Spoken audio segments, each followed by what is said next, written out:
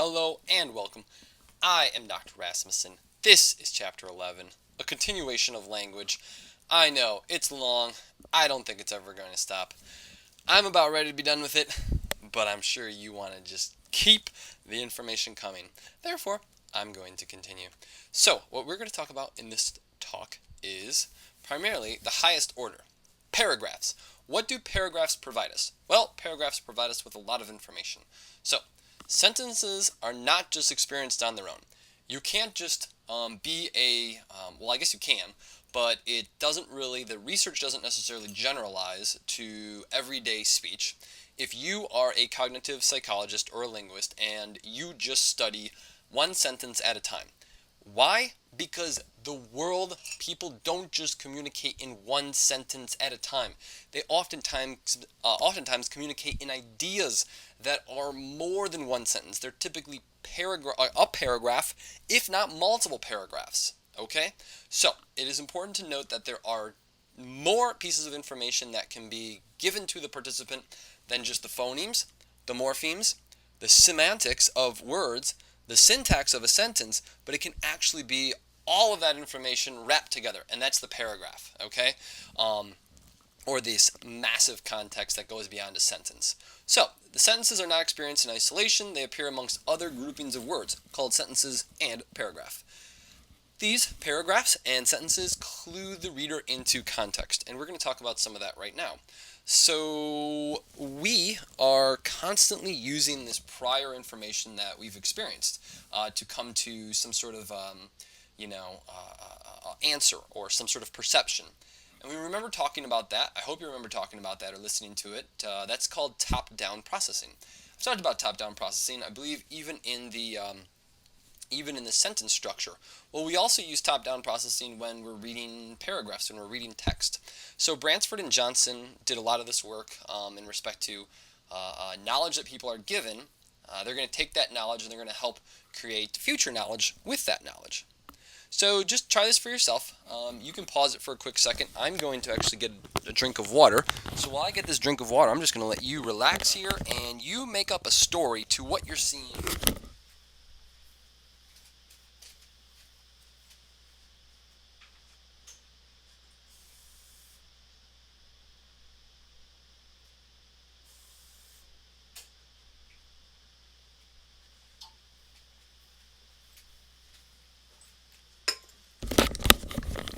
You missed me? Alright, I'm back. Had to get some water. It's a hot one out. It's about like 85, 90 degrees here. But anyhow, not as hot as what this girl, not as warm as what this girl is feeling right now.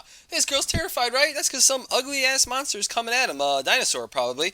But your inferences probably were that she's in a movie or something like that, or maybe she got somehow transported back to the beginning of I don't know, the Cretaceous or something like that, where dinosaurs still ruled or something along those lines, and no, you're wrong. She's at an amusement park in, I think, England, and some sort of animatronic object, and it's kind of coming to action, and she's getting scared out of her wits. Okay, you probably made a reference like that anyhow. But what you made there are inferences. You're making basically guesses, but very good guesses, on what is happening based off of the information you're given. So I'm going to give you two different types of situations here. So first of all, the sentence is this: those who come to class will learn more than those who don't. Makes sense, right? Fred came to class, therefore Fred will learn. James came to school, therefore James will learn. So which one is more accurate? Yeah, definitely the top one is, right? Well, that's called an inference. The bottom one is called an assumption. The top is an inference because you're using information that Fred came to class, and you're using that information to bounce that information off of that prior piece of information you learned. So the first piece of information is that those who came to class will learn more than those who don't. So now you know that Fred came to class, and you're like, oh, okay, well, Fred's probably going to learn, all right? That's a proper inference because you're drawing your conclusion about Fred will learn from those two sentences before, and those two sentences are in line. Coming to class, you'll learn more, and then Fred actually came to class. So that's a proper inference. The one that talks about James coming to school, well, you're making an assumption here. you're not making an inference because you're making actually something a little bit more. You're making a leap of faith. You're making a leap of faith that he came to class. He might not have come to class. All right, so you're making an assumption that he came to class, and then you're making the inference that he'll learn.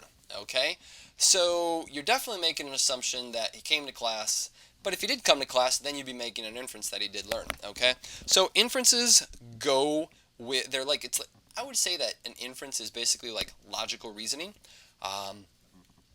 whereas an assumption is you're just taking basically a guess. You know, a good guess, but it's still much more of a guess than it is an inference. So there's many different types of inferences. We're actually going to talk about inferences right now. Anaphoric, all right? Don't you like that word? Anaphoric. Instrument and causal. So anaphoric, instrument, and causal. So the instrument one, that's going to be mixed with some others, but those are the three we're going to talk about. So anaphoric inference actually comes from the word cataphoric. Cataphoric actually refers to future information, so anaphoric refers to prior information. So new words mean something based on previous words. So new words mean something based on previous words. Now that makes sense. So new words that are coming in are going to they're going to mean something based on some sort of prior word that you have been given. Okay. So anaphoric. These are kind of what we were basically talking about just a moment ago. So Crystal and I went to a museum to see some mummies. We had a great time. All right. So this anaphoric inference is that there's a new word like we. Okay, we is probably referring to Crystal and I. We had a great time. Oh, we had a great time at the museum. Henrik was a hunter. He went out hunting one day with some friends. As they were talking about football, a pack of hyenas came walking by. My uncle shot at them. Oh, my uncle shot at them. Wait. Okay, yeah, I know what that means. My uncle shot at the hyenas. Okay, cool. All right, so you're basically making an inference here based on prior information. You're probably not, the uncle probably isn't going to be shooting at the people, okay? So this kind of goes back to some of those garden path sentences, but these are oftentimes a little bit less tricky. That it can be said, though. I'll show you one that is, all right? An anaphoric inference that you may make a mistake on, this kind of like a garden path sentence, is from my boy right here. Oops, I wanted to black out the green, but that's, you know who that is? George Foreman. Yeah. Well, he's not really my boy, but I like the guy. He's a good boxer, and he was a good commentator. I mean, he might still be a commentator too for boxing. But anyhow, he said once, oh yeah, he's the Foreman Grill. So you may have remembered the Foreman Grill if you never saw him boxing. So what we really love to do on our vacation time is go down to a ranch in Marshall, Texas. We have close to 500 acres. There's a lot of ponds, and I take the kids out and we fish, and then of course we grill them. Okay, this is just classic, right? Because you're making this thing, you're drawing these conclusions, and all right, and then he says, and then of course we grill them. Wait, we grill them? What, the kids? This is terrible, right? No, of course we don't grill the kids. You grill the fish after you caught the fish. So you got to make the inference there that he and his kids catch the fish, all right? So these are anaphoric inferences. Sometimes you make them, and actually a lot of times you make them, but in this situation you're probably making it, but you have to really kind of like stop for a second and be like, oh, he's talking about the kid, the fish as opposed to the kids. So anyhow, this is kind of where some of these things can come in to be kind of funny. Let's get on to instrument inferences. So the surgeon worked on the patient. So if I give you the sentence, the surgeon worked on the patient, you're probably going to have a inference of a knife. Okay, you're going to infer a knife. You're probably not going to infer a chainsaw. Okay, even though both things are used to cut. The World War II soldier wrote home. You're probably going to have an inference of pen and paper, whereas not an email. So this kind of stuff is research kind of similar to something we talked about before. Many chapters, actually, also in a prior talk. Begins with P. Sounds like rhyme. Prime. Exactly. So you're kind of being primed, well, you are being primed with the particular inference that should be generated. So this is some researchers who did some very important work, basically looking at the types of inferences that can be made. And some of this has been supported with future research.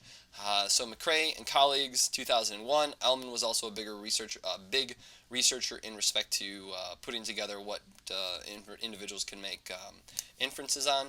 So agent, that's like the person. So praying is going to create the inference of none. A patient is going to be more along the lines of what is happening here. So if you brushed, well, you're probably brushing teeth, okay? Instrument, so the actual thing that we were talking about a little bit ago. Digging, you're actually going to be digging, but with what? A shovel, so the objects used. So brushed, probably would also people would also infer that there's a toothbrush there. A location, so this is also something else. So location can also be inferred. So if you're eating, maybe like the cafeteria or a restaurant can also be inferred. But again, this is very similar to the priming work. So I'm going to show you some data from these researchers, so McCrae and colleagues, and basically what they looked at is agents, patients, instruments, and locations. They had multiple participants, and you're going to see the mean and then the standard error, I believe the SE is standing for here. You're going to see the dependent measures, the response latency, as well as the percentage errors. So the errors are going to be the numbers that pop up down here, and the response latency is just how long it took the participant to answer. These are, I believe this is like I think this is actually a word identification task to determine if there's a word versus non-word, so a lexical decision task. And so what you see is unrelated words versus, so let's just look at the unrelated words. That's how long it took the participants to indicate its presence or its word, versus the related words. As you can see, the related words are much quicker. Okay, so all the means are shorter in respect to the related versus the unrelated words. So basically what's going on here is that the participants are probably making these inferences. Why? Because it's being primed in some way that this knowledge is probably something that is, should be, they're making these inferences. Why? Priming of some sort, okay? The individuals are expecting these objects to come next, whatever it is. When they're reading, they're making these inferences. Is it a lot quicker? No, but here are some of the facilitation times. 18, these are all in milliseconds, 22, so on and so forth. So not a major assistance, but it is an assistance to some extent that participants do seem to make these inferences on the fly, as we kind of talked about before. What I mean by is on the fly is these participants are constructing these inferences as they're reading. Okay, not much after the fact. I mean, you read this word and you're making that inference right then and there. Now, the percentage errors, interestingly enough, none of them came out to be significant. So what that means is that none of those differences that you see there, so like 3.2 versus 1.9, and that 1.3, that actually did not indicate that difference, even though the related made less errors, the unrelated made more errors. That is suggesting that because it was not significantly different from one another, that the difference between those means, between the unrelated and related, was not caused by the making of the inference. It was just caused by random chance. Okay, so basically, the reason that they're different is probably just because of chance, not that people actually will make less errors when it's a related word. The only thing that seems to be happening is the person is faster. All right, so causal inferences is going to be the last one, and this is Gracer and colleagues and Vandenbroek and likely colleagues worked on with other people, but this one is from 1994. Both of them are. So here's two sentences. I went to the doctor when I was ill. I later felt better. I went to the museum when I was ill. I later felt better. So which one is the proper causal inference? Yeah, definitely the first one, right? So I went to the doctor when I was ill. I later felt better. Yeah, so more than likely, if you go to the doctor, you're also going to hopefully feel better soon thereafter. So these are causal inferences, and this is another way that researchers have looked at what type of information is being primed slash inferenced. Okay, again, the top one is an inference, the bottom one is an assumption. You'd be making a very large leap in faith or a leap in judgment if you said you went to the museum when I was ill, and later, or John went to the museum when he was ill. What is he later on? Oh, he's feeling better. Wow, that's a very big leap, okay? So, anyhow, those are three different types of inferences people can make. Researchers have looked into all three of those, amongst many others in the instrument category. Thanks for tuning in, and have